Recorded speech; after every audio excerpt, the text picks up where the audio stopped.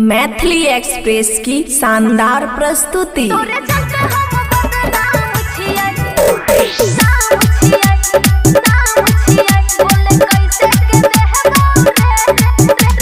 DJ Sumit Satish रई खुशी recording studio बलुआहा। मिले नहीं वो मम्मी करे छै माना, काम न करे हमर कोनो बहाना। मिले नहीं वो मम्मी करे छै माना, काम न करे हमर कोनो बहाना। छिए हम परेशान सुने सुने रे जान गम कोना के पीबो रे। तोरे चलते हम बदनाम छिए, बोले कैसे के देबो रे। तोरे चलते हम बदनाम छिए, बोले कैसे के देबो रे। बोले कैसे के देबो, बोले कैसे के देबो।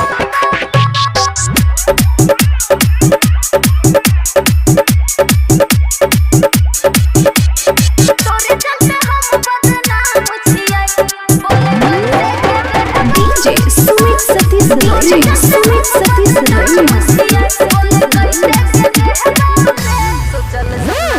सोचल सपना तोहर हो तो ने पूरा देखियो हम बताई। टोला समाज के लोग सब जानलो है तो तोहर पिटाई।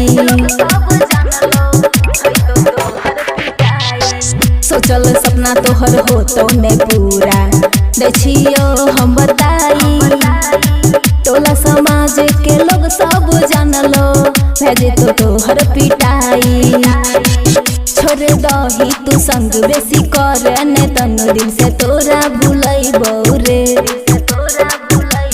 तोरे चलते हम बदनाम छिए, बोल कैसे के देबो रे।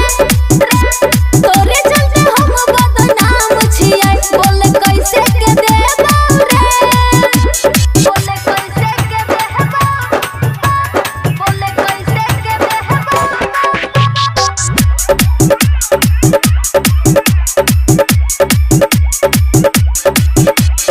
तोरे चलते हम बदनाम छिए, बोले कैसे के देबो। डीजे सुमित सतीश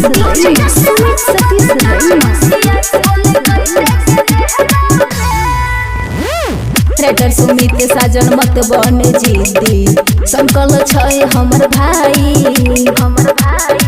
दीपाली शर्मा के छोड़ दही पीछा, बड़ी छै उहो कसाई। रेटर सुमित साजन मत बन जिद्दी, संकल छै हमर भाई।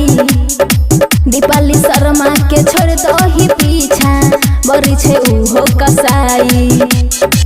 नहीं मिल तोरे प्यार जिंदगी होई तो बेकार, के ना तोरा बतैबो रे। तोरे चलते हम बदनाम छिए, कैसे तोरा के देबो रे। तोरे चलते हम बदनाम छिए, कैसे तोरा के देबो रे। खुशी रिकॉर्डिंग स्टूडियो बलुआहा।